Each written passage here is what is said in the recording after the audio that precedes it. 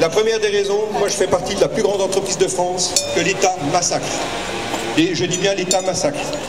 Nous sommes environ 3 millions de TPE, soit 97% des entreprises de France. Nous sommes soumis à un matraquage fiscal, social, d'un taux de ponction qui dépasse les 70%.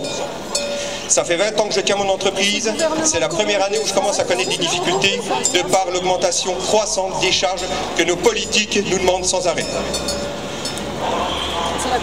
Le gouvernement, en 2017, prévoit la suppression des allocations familiales qui ne représentent que 5,4% de seulement nos 50% de charges sociales. Inutile de vous dire qu'avec ça, on va être bien avancé. À l'issue, on avait fait des revendications puisque le 27 février, j'étais présent à Paris pour la manifestation du SNE, le mouvement Sauvons nos entreprises. Nous étions environ 1500, le gouvernement français est composé de 577 députés et 300 et quelques sénateurs. Ce mouvement représentant la plus grande entreprise de France n'a été reçu seulement que par 2 sénateurs. Merci les politiques, vous tenez vraiment à l'entreprise française.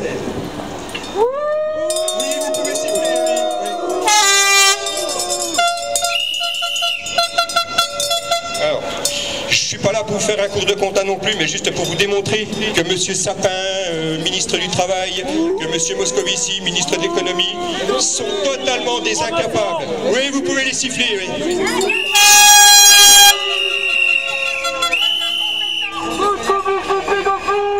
Je vais juste vous donner une information sur une ligne qui est très importante pour nous TPE, PME, c'est ce qu'on appelle la ligne EBE, excédent brut d'exploitation. Là-haut, quand ils ont entendu ça, ils ont dû se dire mais ils se sont pignolés sur les entreprises, excédent brut d'exploitation. On va leur piquer ça aux entreprises. Sauf qu'ils ne savent pas que c'est uniquement le résultat de la marge brute commerciale dégagée par une entreprise. C'est avec ça qu'on paye tout le reste. Les charges, les impôts, la TVA. Donc sans prendre à ça, c'est ni plus ni moins que de couper la jambe aux entreprises. Voilà, et c'est ça qui nous dirige, c'est ça qui a fait l'ENA. Moi je n'ai qu'un simple BTS de compta gestion, mais ma boutique ça fait 20 ans que je la gère et croyez-moi, elle est bien gérée.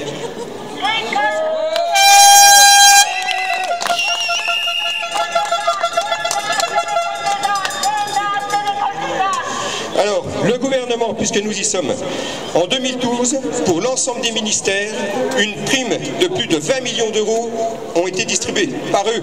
Ils venaient seulement d'arriver et nous, on nous demandait déjà un effort avec l'augmentation des impôts. Lamentable. Oui, vous pouvez siffler et hurler. J'ai pas encore l'information, mais il est probable pour que 2013, la même chose ait été faite.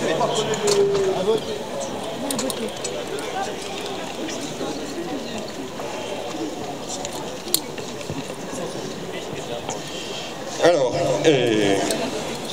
à ce titre, toujours au niveau des impôts, comment Moscovici a pu dire que payer des impôts était un devoir citoyen, alors que M. Fabius Fils, propriétaire d'un appart de plus de 7 millions d'euros à Paris, ne paye pas l'impôt sur le revenu?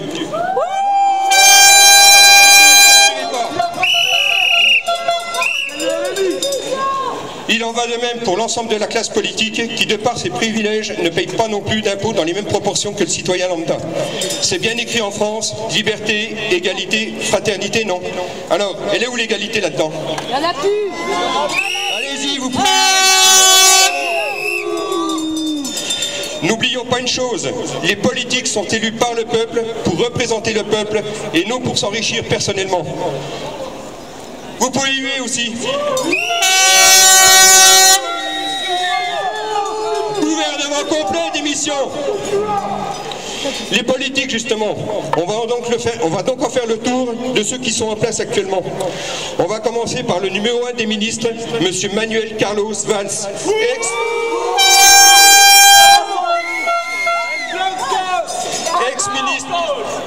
ex-ministre de l'Intérieur, dont la cote de popularité ne cesse de baisser. Et pour cause. Et c'est pas fini.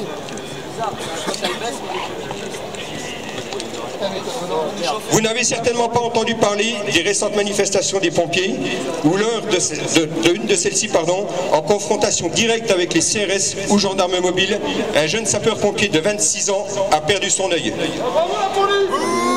Oui, vous pouvez huer. Ce jeune ne le retrouvera jamais son œil. Il est bien évident que les CRS, quand ils agissent, c'est directement sur ordre du ministère de l'Intérieur et donc du ministre de l'Intérieur. Vous pouvez huer aussi.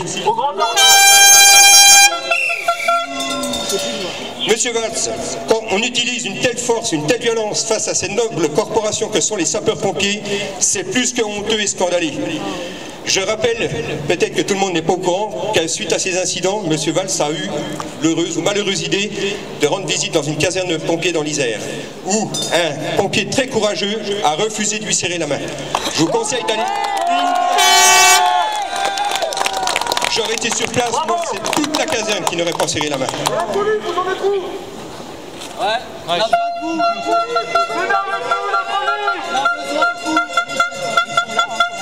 Voilà. Monsieur Valls se donne des ordres en ce sens, alors que par contre, il prive la police et la gendarmerie de moyens nécessaires pour qu'ils travaillent correctement. Moyens nécessaires en moyens humains, techniques et logistiques. Pour la pédophilie surtout. Parce que sur la route, ça va, on a assez mangé, hein, les points, les amendes, les flashs. Mais les pédophiles, il y en a beaucoup qui courent en France. On a les noms, on a des listes, on peut les donner. Donc, comme je disais, tout comme il est honteux et scandaleux de rappeler à l'ordre le numéro 2 ou le numéro 3 de la gendarmerie, c'est quand même quelqu'un, lorsque celui-ci a fait son rapport sur la sécurité ici en France. Largement bafoué et désavoué par le ministre de l'Intérieur en personne.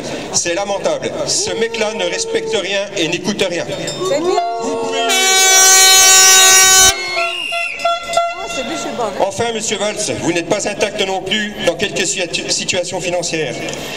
D'une, vous conservez votre salaire de maire en plus de celui de ministre. Le cumul des mandats, je croyais que ça devait plus exister. Pour les autres, c'est la même chose. Mais également, en 2011, quand vous étiez encore maire, vous avez appuyé un projet de votre ex-compagne qui, comme par hasard, avait monté sa société seulement 6 mois avant le montage financier d'un projet. J'ai plus le projet exact en tête. Le projet d'ex-Madame Valls, 400 et quelques mille euros. Le projet concret de son adversaire direct, 200 000 euros. Et comme par hasard, c'est celui de 400 000 qui est passé. C'est honteux et scandaleux. Encore une fois de plus, les politiques dehors.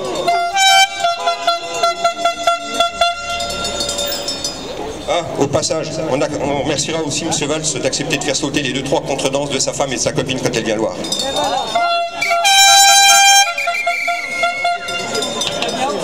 Madame Taubira maintenant. Alors là, je vous cache pas que c'est